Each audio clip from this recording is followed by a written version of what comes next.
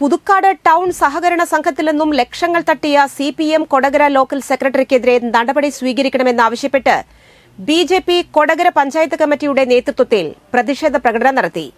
BJP Kodakara മണ്ഡലം committee ഓഫീസിൽ നിന്ന് ആരംഭിച്ച പ്രകടനം ടൗൺ ചുറ്റി ടൗണിൽ സമാപിച്ചു. തുടർന്ന് നടത്തിയ പ്രതിഷേധ യോഗം ബിജെപി കർഷക മോർച്ച ജില്ലാ സെക്രട്ടറി വി.കെ. മുരളി ഉദ്ഘാടനം ചെയ്തു. ബിജെപി കൊടകര പഞ്ചായത്ത് പ്രസിഡന്റ് പ്രദീപ് വാഴക്കാലി അധ്യക്ഷത വഹിച്ചു.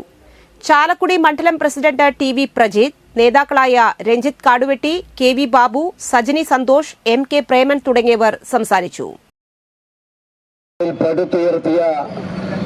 കമ്മ്യൂണിസ്റ്റ് പാർട്ടിയുടെ നെടുന്തൂണുകൾ ഓരോരോന്നായി തകർന്നു വീണുകൊണ്ടിരിക്കുകയാണ്.